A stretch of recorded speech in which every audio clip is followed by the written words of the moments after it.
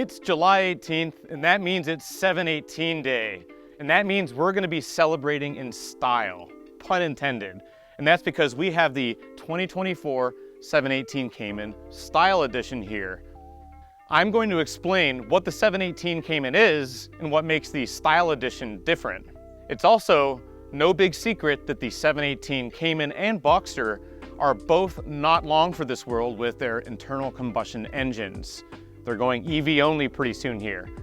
So join me as I review an original 987 Cayman and its engine, and this 718 Cayman Style Edition, a bookend car, and possibly one of the last 718 models we'll see before the EV hits the market. Be sure to log into your YouTube account, subscribe to our channel, and turn on notifications so you don't miss a video. As soon as the first Boxster came out, people wanted a hardtop coupe version. And so when Porsche in the second generation Boxster also added the Cayman, people like me were very happy. Now, what's cool about the Cayman is that the roof flows down all the way to the back of the rear spoiler, and the rear fenders here sit proud of that roof line, and it creates a very unique aesthetic. And over the years, Porsche refined this styling while keeping most of the design cues the original car had. This is a 2007 Cayman. The first year of the Cayman was actually 2006 with the Cayman S, but then Porsche came out with the base model in 2007. What makes this car different from the original Cayman S is that instead of a 3.4 liter naturally aspirated flat six, it has a 2.7 liter naturally aspirated flat six that makes 245 horsepower and 201 pound-feet of torque. The engine powers a mid-engine chassis through a 5-speed manual, which this car has, a 6-speed manual from the Cayman S, or a Tiptronic automatic. For the 2017 model year, the year Porsche came out with the 718, the company made a huge controversial change to the mid-engine car, and that was to remove the naturally aspirated flat sixes and replace them with turbocharged flat fours. In this base model with a 2-liter turbocharged flat four, that means 300 horsepower and 280 pound-feet of torque. Move forward to 2024, and the 718 Cayman is still recognizable as a Cayman. It might look a little bit more digital, but the two cars share a lot of design cues, from headlights to taillights. The 718 Style Edition is purely a comfort and style package, so you don't get any performance modifications standard. So standard equipment on the 718 Cayman Style Edition and the Boxster Style Edition, while we're at it, are 718 Spider wheels in high gloss black. These are gloss white because of one of the style packages fitted. They're also black tailpipes. On the inside, we have illuminated door sills, floor mats with chalk stitching, a leather interior with chalk stitching, and headrests embossed with the Porsche crest. Now, if you wanted to go a little bit further, you could add a style package, which gives you one of these white stripes or black, depending on which color combo you want. And it also gives you these white high gloss wheels. You can option for Ruby Star Neo paint, which was introduced on this car back in 2022. Now that we've got the specs and the overview of these two cars out of the way, let's hop into the original 987 Cayman and drive it before we get into the 718 and road test that one.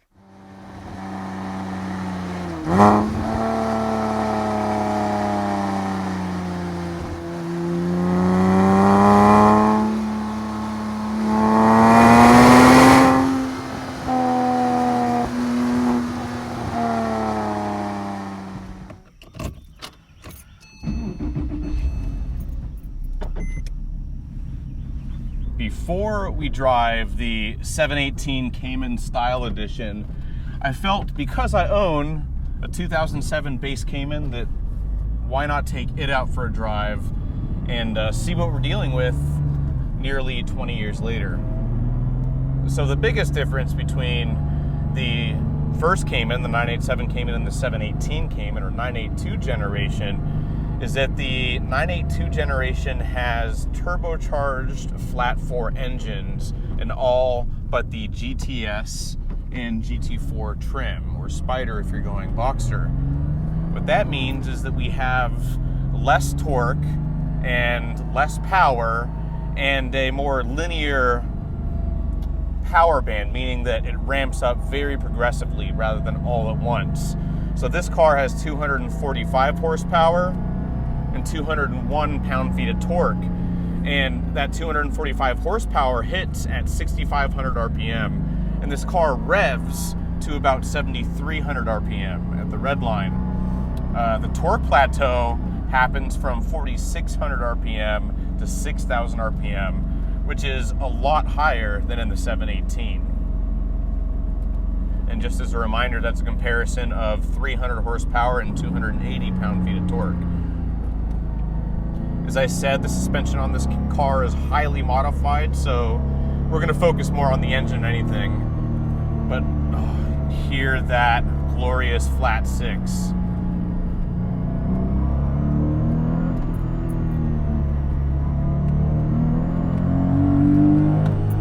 Oh, I love how that thing sings. And it sounds really good, that's for sure.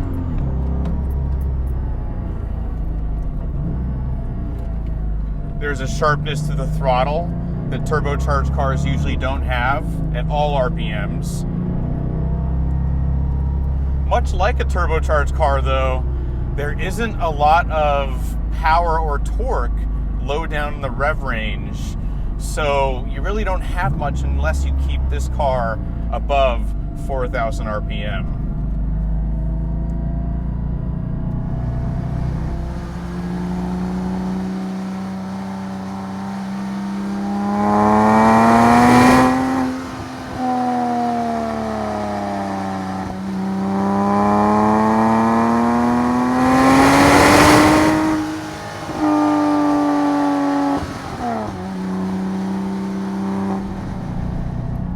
If I'm to be completely honest, this engine is always a great engine until you get to your favorite back road.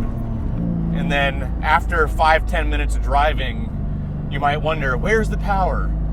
Because there just isn't all that much, not a lot of torque.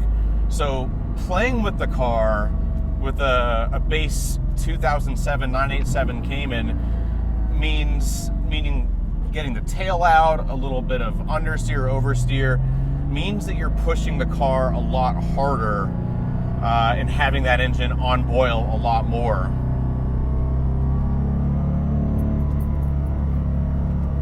But super predictable engine. Seemingly the perfect amount of power when you're just kind of cruising down a back road and not driving it as fast as possible. And this car is also on 235 front, 265 rear tires, which is quite a bit larger than the 205 235s. So the limit is higher in this particular car, which is how the owner ordered it with Cayman S wheels, the original owner.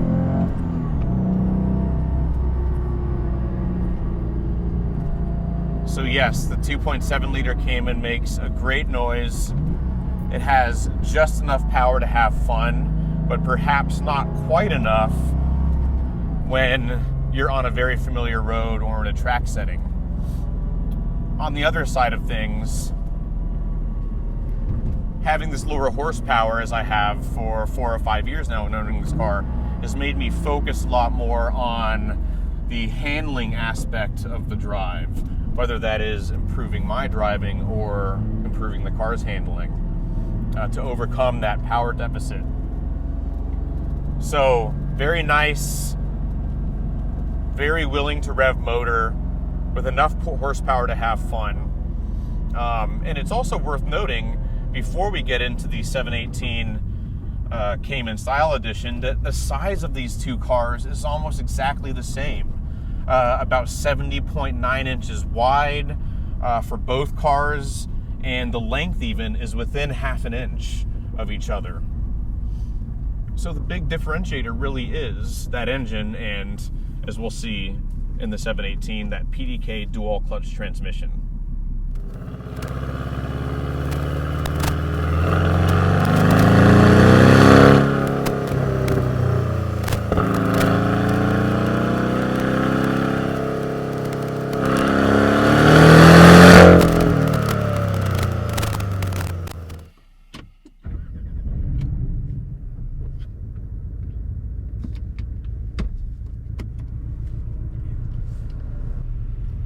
now we're in the 718 Cayman Style Edition. So the Style Edition is more or less a trim package for style, hence the title of the package.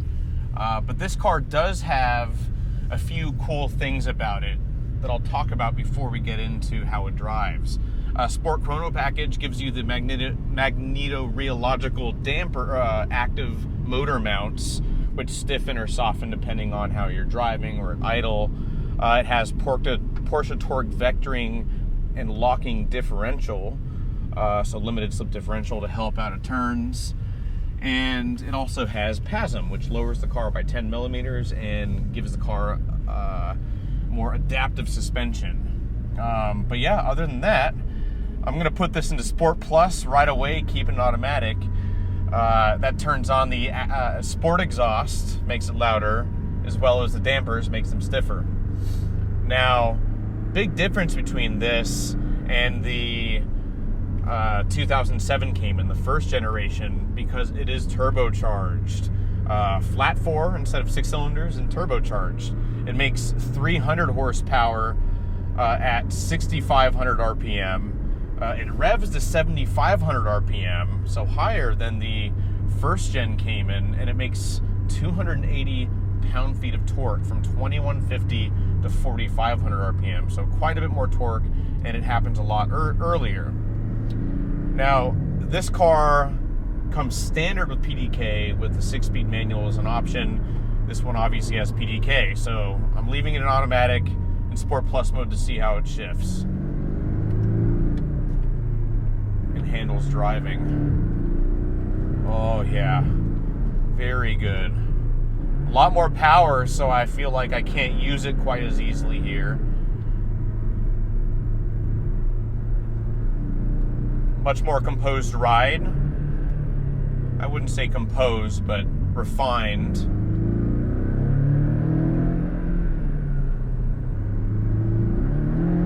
Oh yeah, quick kick down and great brakes. A lot faster than the 987 Cayman, that's for sure. All right, into manual mode. So we're in third gear. I'm going to keep it there for a second just to see when the turbos hit. Let's see if we can really feel. Yeah, below 3,500 RPM, you can still feel boost is building. I know that the specs say that it comes in just after 2,000, but 3,000 is more or less where you need to be. I'm going to give it a full throttle push here. Oof, yeah, a lot of pull, a lot of torque.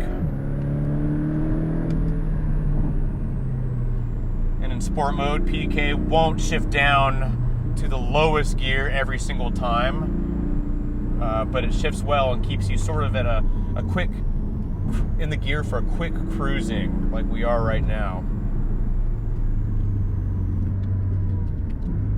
Shift down to second.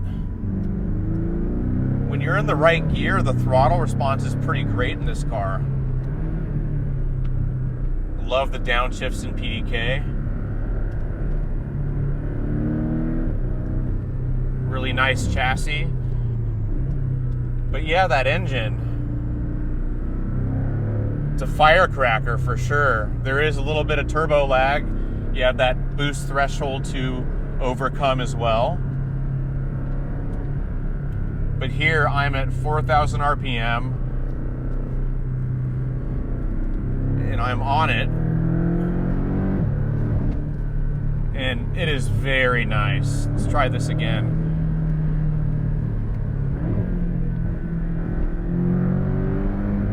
And it pulls all the way up well into the 7,000 RPM range.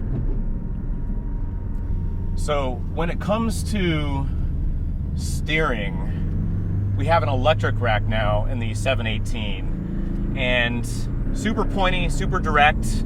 I love how sharp the steering is and precise it is. Precision, for me, is what defines Porsche's electric steering era. Now, it does have a good amount of feel, but after just hopping out of the 987 Cayman, it doesn't have quite as much feel. This engine doesn't have that musical note at all times that the naturally aspirated flat six had in these cars.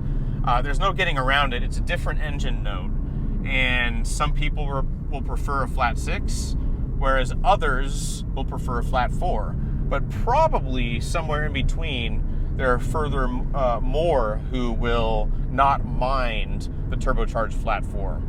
At idle, it's a very characterful engine that has a nice lumpy, throaty idle. Around the mid-range, 3,000 RPM or so, it doesn't sound particularly great. It's sort of in between cruising and getting on the boil. And then once you're really past that 4,000 RPM mark, it opens up and it just starts to scream like you know that flat fours can. Not quite that high-pitched yowl that a flat six has, but still an exciting sound nonetheless.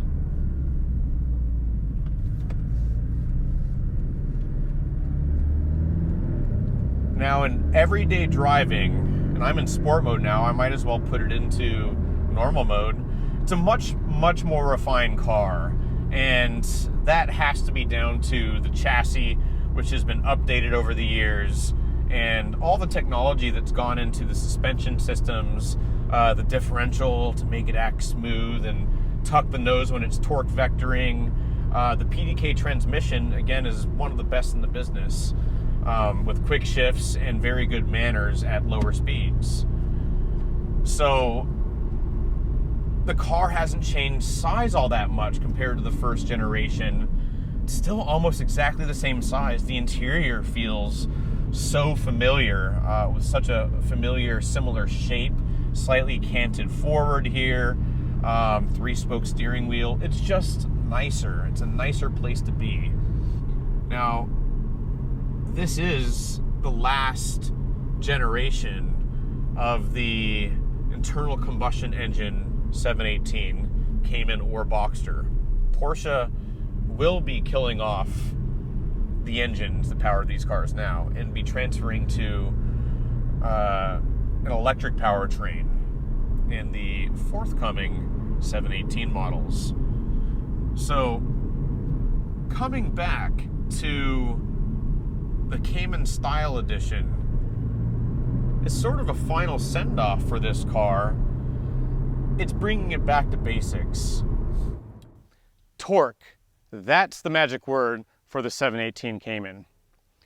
201 pound-feet for the 987 isn't much, but 280 pound-feet in the 718, plus the fact that it starts to plateau at around 2,000 RPM and reaches almost 5,000 RPM right when horsepower takes over. It's such a good car to drive. You can't be in the wrong gear, especially if you have PDK as an option. Yet, the 718 Cayman throws a wider net than the original, being both more comfortable and sportier. Now, would I take a 718 Cayman Style Edition over my 987?